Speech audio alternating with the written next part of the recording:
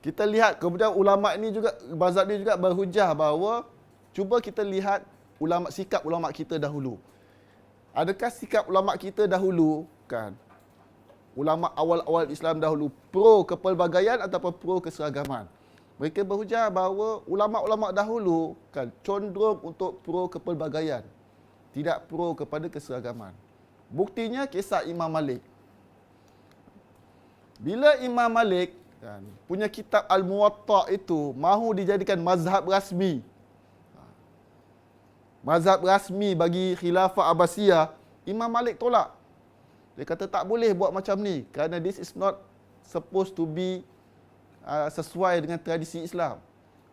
Kerana you cannot enforce mazhab Malik ini sebagai mazhab rasmi unless you suppress other mazhab. Betul tak? That is how homogeneity dalam sosial, peringkat sosial itu berlaku. Without suppression, there cannot be homogeneity, keseragaman. Itu sebab Imam Malik tak nak. Dan ini adalah sikap ulama kita dahulu kan. Kerana apa? Mereka menolak kerana mereka menghayati bahawa Islam ini haruslah pelbagai. Islam yang original adalah Islam pelbagai. Daripada penyampaian saya saja sudah cukup untuk memberi saya punya bias and inclination. Dan saya condong untuk mentarjihkan dan menguatkan mazhab Islam pelbagai. Tapi let me go to the point one by one. Kalau kita menilai kan, Islam seragam dengan Islam pelbagai, kan, kalau kita melihat Islam seragam, kita akan dapati bahawa bukan tafsiran Islam seragam itu tidak ada basis. Dia ada Quran, ada hadis to support. Tapi dia adalah suatu tafsiran, bukan suatu yang qat'i. Jadi dia adalah suatu ijtihad. Dalam bahasa social science dia, it is a human construct.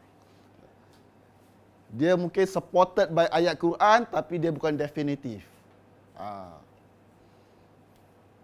Jadi paradigma seragam bukan ketentuan wahyu yang qat'i. Kenapa kita harus bermula dengan establish these 2 points? Because only by establishing these 2 points kita boleh buat this conclusion. Since Islam seragam kan adalah suatu ijtihad, then we cannot say the differences between Islam seragam dengan Islam pelbagai sebagai differences dalam persoalan usul. This is a differences in matters of pentafsiran ijtihad. Where satu pihak tidak boleh nak menyesatkan pihak yang lain. Cannot. Because ini adalah differences dari sudut ijtihad pentafsiran agama. Bukan differences dalam usuluddin. Even kalau kita tak agree pun dengan Islam pelbagai, we must accept the fact bahawa ini bukan disagreement dari sudut matters of very principle dalam Islam. Sebagai contoh, kan, one believe in Tauhid, one believe in other than Tauhid. This is very principle of Islam. Tak boleh. Kan? Tapi ini bukan. Ini persoalan pentafsiran. Sama juga Islam pelbagai pun sebenarnya adalah suatu tafsiran.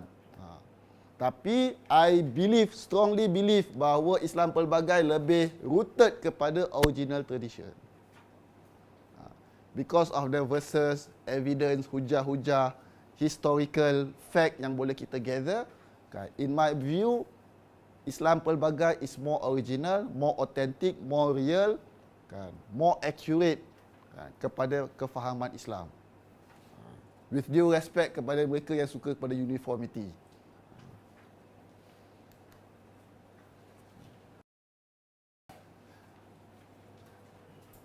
Dan kita go through pula kepada kenapa Islam wajib pelbagai. Ini untuk emphasis, kan, lebih dalam lagi. Kerana pertama, kerana Allah memang sengaja design Islam itu untuk pelbagai. Bukan untuk uniform. Macam mana? Pertama kita lihat dekat Al-Quran. Dalam Al-Quran, wujud ayat-ayat zanniyat. Zanniyat ni apa? Zanniyat ni ialah ayat-ayat yang tidak memberi definitive meaning, definitive ruling. Tidak memberi absolute meaning to it. Dia boleh open to multiple interpretation and multiple meanings. Itulah ayat zanniyat. Dan siapa pun yang kaji dalam Al-Quran, jumlah ayat-ayat zanniyat lebih banyak dari qat'iyat. Hanya sedikit saja dalam Al-Quran yang bersifat definitif. Contoh definitif dalam Al-Quran adalah Qul huwallahu ahad. Allah tu satu. Satu tu satu lah. Dalam Islam, mathematically almost universal. Satu konsep satu tu satu. Kan? Tak ada satu tu tiga ke apa, tak ada. Kan? Itu mathematically, philosophically mungkin orang boleh argue macam tu, tapi universally matematik punya konsep satu tu satu. So this is definitive kan. Tapi yang macam ni dalam Al-Quran sangat sedikit. Majority dalam Al-Quran itu semuanya bersifat zanniyat. Kalau kita nak go kepada logical argument, kenapa Al-Quran itu lebih banyak zanniyat? Bahkan harus bersifat zanniyat lebih banyak daripada qat'iyat. Kenapa? Simply because Al-Quran is a representation of God's knowledge. Betul tak? And God's knowledge sifat dia apa? Infinite. Ilmu Allah dia bersifat infinite. Tidak terbatas. Buktinya apa? Dalam surah Al-Kahfi. Hujung surah Al-Kahfi Allah katakan bahawa kalau pokok ni dijadikan kalam, 7 lautan dijadikan dakwat, tulis God's knowledge, kan? Apa benda yang terkandung dalam ilmu Allah, pokok akan habis, ocean pun akan kering, tambah lagi pun tidak akan mencakup semua ilmu Allah. Sama juga dalam surah Al-Luqman, ayat yang sama. That is basically to make a metaphor tentang the infinity of God's knowledge. Now, but then again, bila God nak communicate dengan kita, dia harus ada instrument, ada means. That is language. The language that Allah use to communicate to us, bahasa apa? Bahasa Arab. Bahasa Arab ni human make ke God ciptaan Tuhan memanglah, everything semua berlaku atas izin Allah. Tapi basically bahasa Arab ini macam bahasa manusia yang lain, dia adalah suatu benda yang lahir daripada experience manusia. Jadi bahasa Arab ni kerana dia tu adalah human invention, kan? Dia tu bersifat finite, terbatas. Therefore, the Arabic language being finite can never capture the infinity of God's knowledge. That is why kita tak boleh nak melihat Al-Quran tu at surface literal value saja. Kerana bila kita hanya faham Al-Quran at surface literal values, literal meaning saja, dia akan negate the infinity of God's knowledge. Dia akan limit the meaning of Al-Quran yang represent the infinity of God's knowledge. Tapi inilah bukan bermakna bahawa saya nak bagi justification kepada tafsiran-tafsiran yang merepek. Macam Muhammad mim tu sujud, hak tu duduk bertenggung ke apa. Itu tak ada logic to basically to make such interpretation. Jadi bukan semua bila saya kata bahawa Quran tu maknanya dalam, kan, those kind of interpretation 13 times 25 equal jadi macam tu, therefore Islam tu ada nombor-nombor macam ni. Kita kena lihat bahawa kalau dia ada misalkan ada metodologi untuk kita tentukan sama ada tafsiran sedemikian valid ataupun tidak. Tapi the point ialah Al-Quran memang Allah design, kan?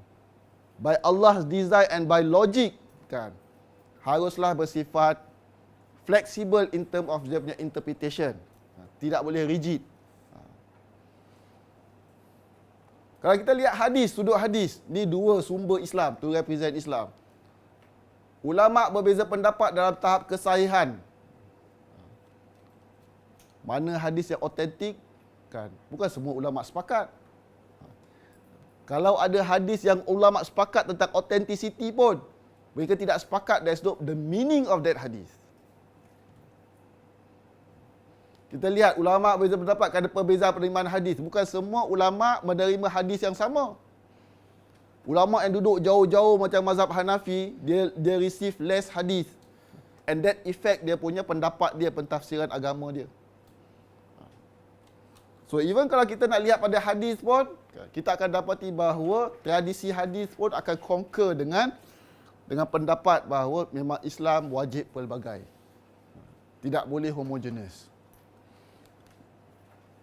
Contoh perbezaan dari segi bahasa dalam Al-Quran, erti kuruk. Kalau kita lihat dalam surah Al-Quran, kan, Allah mengatakan bahawa orang perempuan itu yang telah diceraikan, dia harus beriddah dengan 3 kuruk. Tengok dari sudut bahasa saja. Dalam bahasa Arab, kuruk tu ada 2 makna. 2 makna contradicting dalam satu perkataan. Satu makna suci, satu makna haid. And dua-dua adalah valid meaning di kalangan orang Arab. Itu sebab mazhab berbeza. Mazhab Syafi'i mengatakan 2 kali bersih. Mazhab Hanafi mengatakan 2 kali suci. Bila seorang perempuan itu bercerai, beriddah. 3 kali suci, 3 kali suci lah. Suci ataupun haid. Suci ataupun haid. Dia ada dia punya default calculation dia. One is longer than the other. At least for 1 month.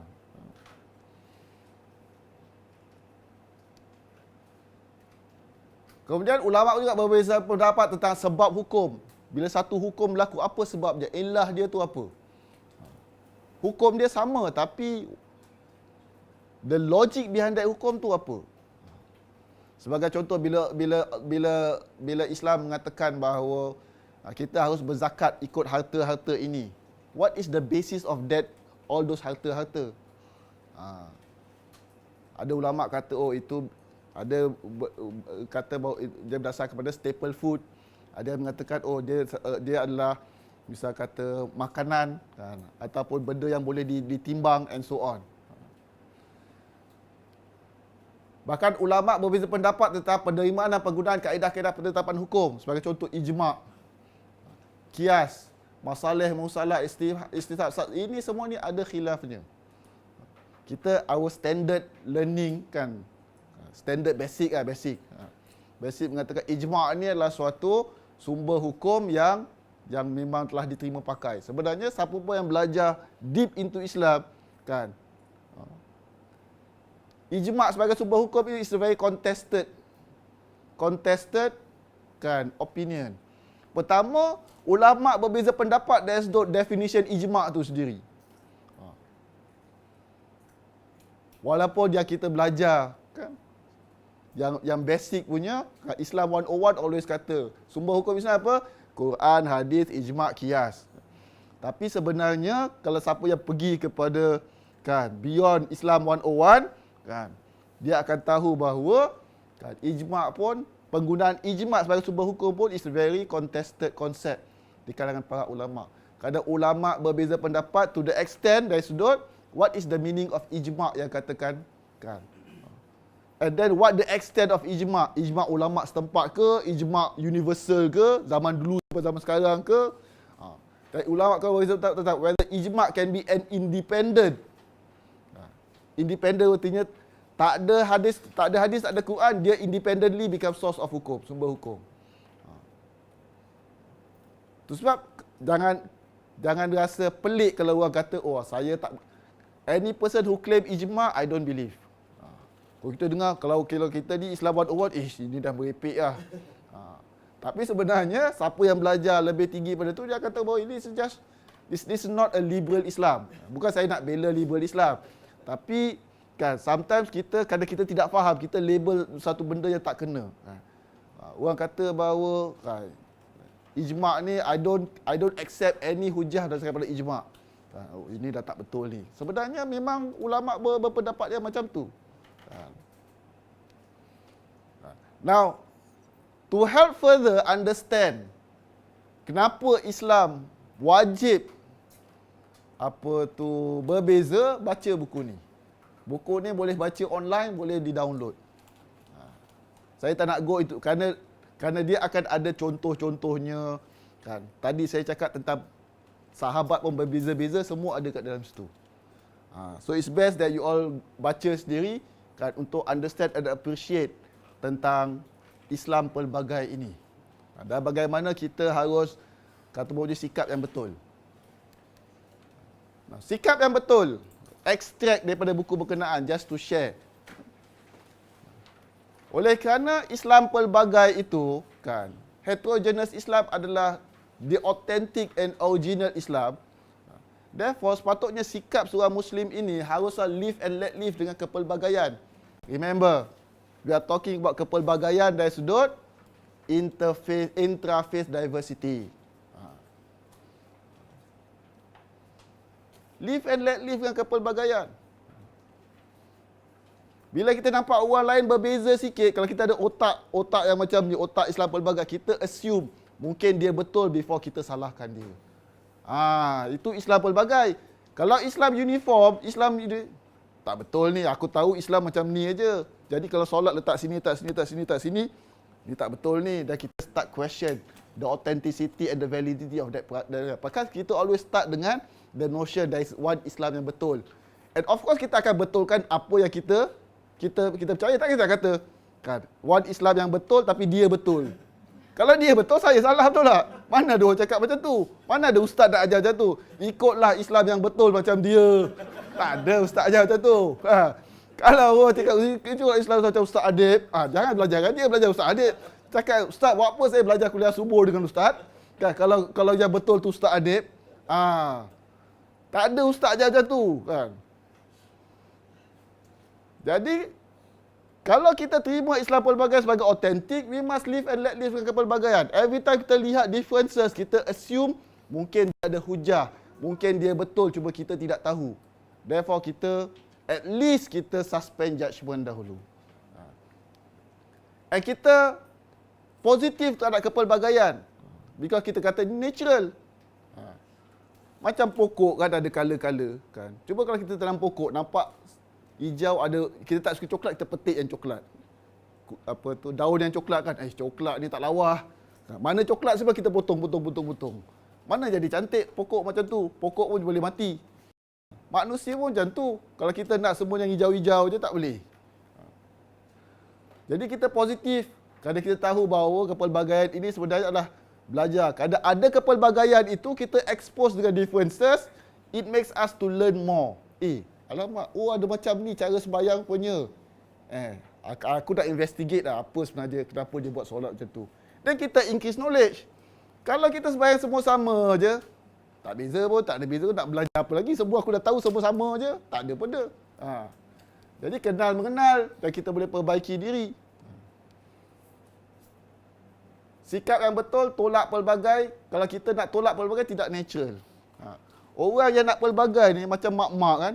Kalau dia nak anak dia semua sama je, I can guarantee you will be stressed. Tak percaya kalau you, misalnya your anak dah besar, you nak pakai sedondon kan. Satu tak suka. Mesti kau ni selalu aku cakap tak nak dengar lah. Kan. Cuma kalau kita accept, tak apalah, beza-beza pendapat pun beza je kan. Seorang je tak suka, tak payah nak stress apa-apa. Tapi tak pasal-pasal gaduh dengan anak kita. Kau ni kalau aku beli semua kau tak nak, aku beli semua kau tak nak. Aku dah belanja tau. Kan stres kalau kita jadi mak nak anak kita semua sama je kan. Semua nak skor A je. Dan kalau kita jadi sebangsa yang peribadi yang kuat, kita akan jadi diktator punya. Tak boleh. Mesti ikut mak dah beli sedondon pun sedondon. Jadi diktator. Itu sebab you tengok kebanyakan apa usaha-usaha untuk menserahkan umat Islam, kan, it ends up menjadi authoritarianism. So kalau the power that be condong kepada satu mazhab, the differences semua kena suppress. Tak boleh ada organisation, tak boleh pimpin masjid. Masjid pun kena interview. Kau mazhab apa? Macam tu. Tak boleh khutbah Jumaat. Kalau siapa nak khutbah pun kena pakai sama macam imam-imam lain. Sedih lah. Sabar. Sikap yang betul haruslah bersabar. Jadi kita walaupun kalau kita discriminated tapi kena sabar. Sikap yang betul harus sabar. Berbaik sangka kerana Islam suruh kita berbaik sangka. Nampak differences, always baik sangka dahulu sebelum kita menyalahkan. Jangan perasan kita seorang betul ataupun baik. Ini self-righteousness. Self-righteousness adalah salah, haram di sisi Islam. And this is clear statement dalam Al-Quran. Wala tuzakku anfusakum. Surah An-Najm. Janganlah kamu memuji-muji diri sendiri. Janganlah kamu self-righteous. Tu sebab kalau kita tengok, misalnya kata orang sembahyang lain sikit dan kita ada that attitude, tak betul dia ni. Dan we must check ourselves. Ini self-righteous ke apa? Kalau memang self-righteous tu je kita telah venture tu sesuatu yang Allah tak suka. Self-righteous adalah tanda kesombongan. Kerana dalam Al-Quran, those yang subscribe kepada self-righteousness adalah iblis. Dalam ayat yang Allah katakan, iblis ni bila Allah cipta Adam, dia refuse to bow to Adam kan. Bila Allah tanya kenapa? Apa iblis dia kata? Ana khairun minhu, khalaqtani min nar wa khalaqtahu min tin. I am much better than him. I am much better than him. Because I am created by fire. He was created by clay. That is self-righteousness. Supremacism. So be very, very careful untuk kita ada perasaan seperti itu bila kita melihat perbezaan yang ada pada orang lain. Kerana takut-takut kita sebenarnya ingat kita ni bagus. Tapi sebenarnya kita telah mengikut jejak iblis. And iblis is very smart. Bila dia nak sesatkan kita, dia bukan suruh kita buat jahat. Tapi kadang-kadang dia suruh kita buat baik dengan cara yang tidak betul. Kadang-kadang bisa kata kalau orang tu rajin pergi masjid kan, dia bukan cakap dengan orang tu jangan sembahyang. Tapi dia kata tak apalah, sembahyang kat rumah je. Jadi dia akan slow-slow reducekan kita punya komitmen kepada agama. Dia tak terus kata jangan solat. Dia akan suruh tak apa, lambat sikit, tak apa. Rendah diri macam kisah Khidir dan Musa. Tahu kisah Khidir dengan Musa? Kenapa Allah send Nabi Musa kan untuk belajar dengan Khidir? Kenapa? The story behind that revelation was kan bila Musa was asked by one of his followers kan, who is the most knowledgeable person during that time? Musa make a claim that he was the most knowledgeable person. And Allah want him to learn a lesson despite being prophet. Allah tak suka. Oh, banyak cantik. Ini Allah lah, style Allah, bukan saya cakap dengan Musa. Tapi bagi Allah, oh banyak cantik, mentang-mentang kau Nabi je, kau dah rangga Allah hantar dia for experiential learning. So he will know humility and humbleness. Bahawa he is not the knowledgeable person. Even prophet, wa fawqa kulli dhi ilmin alim. Above all knowledgeable person, there must be someone yang knowledgeable than him. And the ultimate one is Allah Subhanahu Wa Taala. And this inform us dalam Islam, nobody has monopoly of knowledge and wisdom. Itu sebab kita harus open kepada kepelbagaian, because we must always assume that our knowledge is not all encompassing. A person who make a claim bahawa dia tahu semuanya, dia sebenarnya challenging Allah. Kerana only Allah yang ada all encompassing knowledge. Only Allah ada monopoly of knowledge and wisdom. Manusia tak ada. Because manusia tu tidak mempunyai ilmu yang merangkupi, we must assume mungkin yang kita nampak lain pada orang lain tu sesuatu yang kita tidak tahu. That is humility. Kalau tak, kita akan ikut style iblis.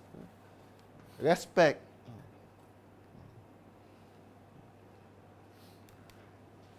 Now, tadi kita cakap tentang sikap yang betul. Tapi sikap saja tidak cukup. Sikap biasanya dibentuk disebab melalui faham, understanding. Sikap tu behavior, values. Understanding tu cognition. Untuk kita ada sikap yang betul, we must have right understanding. Supaya sikap kita tu benar-benar, kata orang tu, kukuh berdasarkan kepada ilmu. Faham yang betul ialah untuk kita faham bahawa dalam Islam ini, bila ada kepelbagaian, bila di sana ada perbezaan pendapat, there should not be an assumption, an idea bahawa one of that kepelbagaian itu mesti the truth. Only satu je salah. Oleh satu je betul, yang lain semua salah. Tak boleh. That is not approach Islam. Kenapa? Kerana dalam Al-Quran, the absolute truth hanya Allah saja. And the absolute truth hanya ilmu Allah saja. Ilmu manusia ni can never be absolute. Unless ilmu itu relates kepada what is absolutely known to be God's knowledge. Sebagai contoh, Allah tu satu. This is absolute truth. Kan? Kalau nak senang aja tentang this idea understanding bahawa when there are differences, there should not be only one truth, the other false. Tak. Kenapa? Tengok aja. Ingat gambar optical illusion. You nampak orang tua ke nampak wanita jambu? You tengok tangga. Dia ni kat atas ke dia kat bawah? It depends pada perspektif. You tengok angle macam ni, orang ni kat bawah. You tengok sana, orang ni dekat atas. Yang betul ialah dua-dua betul, betul tak? Kan? It's just that people look from different perspective. Tapi manusia ni, because kita tidak pernah ada all-encompassing knowledge, therefore very rare you find people yang boleh melihat. Kan? Both misal kata, semua dari sudut yang holistik lah. Keluarkan teori yang holistik dalam suatu perkara. Kan? Most of the time kita hanya dapat memberi gambaran yang sebahagian saja. Yang kedua, kita kena bezakan antara truth dengan claims of truth. Ini saya kadang-kadang orang confuse. Truth berbeza, claims of truth berbeza. Kalau saya berdiri kat depan kamu mengatakan Allah itu adalah satu, kan? That is my claims of truth. And that claims of truth can only be truth, kan? Represent truth kalau dia tu memang dah ada bukti bahawa memang dia tu kan kebenaran. So, kena itu bila kita nampak misalnya suatu ustaz yang menyampaikan satu pendapat kita disagree, kan. That does not necessarily means bahawa kita menolak kebenaran, but we are basically questioning the claims of truth yang dia buat. Itu. Saya sebagai ustaz pun saya mengajar bila orang question saya punya claims dalam sesuatu hukum, kan, itu bukan makna orang tu menolak kebenaran ajaran saya, tapi menolak question my claims bahawa dalam masalah ni hukumnya adalah seperti ini.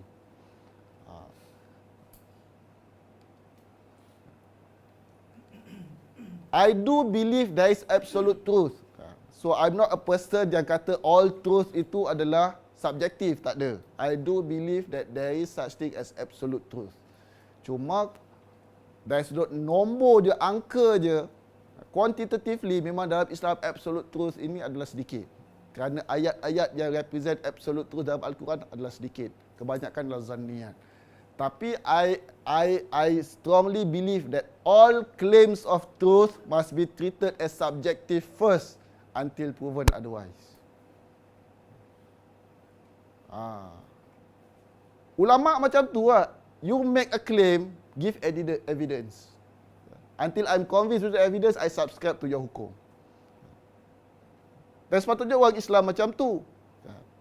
Siapa saja kata bahawa hukum Islam macam ni, see your evidence first. I take your view only when I'm convinced with your evidence. Kerana dalam surah Al-Quran Allah katakan, ikutlah agama Allah ni dalam surah Yusuf, ala basiratin. Artinya, qul hadhihi sabili ad'u ilallahi ala basiratin. Katakan Muhammad, ini adalah jalan aku yang aku seru people untuk kembali kepada Allah ala basiratin. Ulama discuss tentang apa maksud basirah. Basirah tu knowledge. And knowledge is a knowledge only when there is evidence to support, to validate. Dalam konteks Islam, apa dia evidence yang support religious understanding? Quran, hadis dan logik.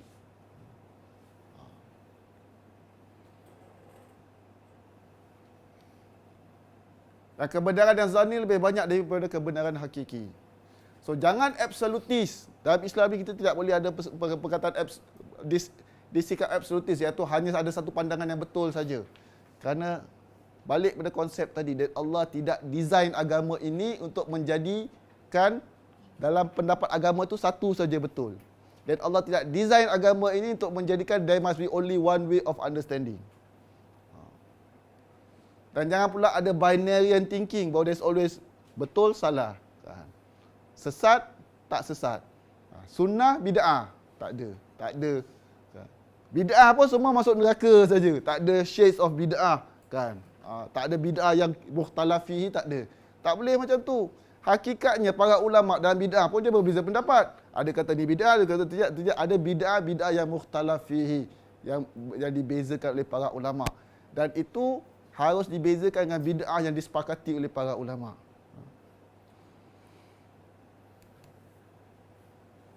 Bila saya bercakap tentang perlunya kita menerima kepelbagaian, itu tidak bermakna sama sekali kita tidak boleh ada moral position. Tidak boleh ikut mazhab sama sekali. Kita perlu ada moral position. Kalau tak ada moral position, macam mana kita nak sembahyang?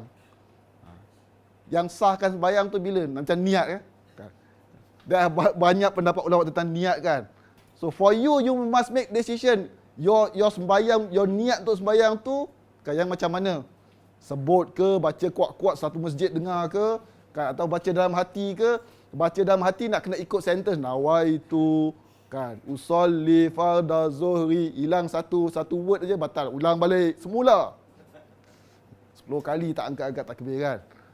Ataupun you jenis bahasa cakap Melayu pun boleh. Aku sembahyang fardu zuhur 4 rakaat. Senang aja.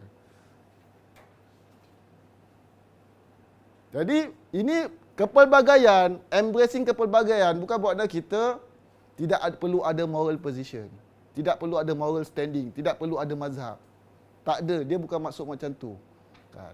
For practical reason, kita kena ada moral understanding. Kan. Tapi walaupun kita ada moral understanding, kan, we must understand bahawa kan, that does not makes us disrespectful kepada mereka yang berbeza pendapat. Yang solat berbeza dengan kita, yang puasa berbeza dengan kita, yang punya opinion yang berbeza dengan kita, yang punya pentafsiran agama yang berbeza dengan kita. Memang saya akui bukan semua perbezaan boleh diterima. Betul. Walaupun saya pro kepada perbezaan pendapat, tapi saya juga akui bukan semua perbezaan boleh diterima. Memang saya katakan bahawa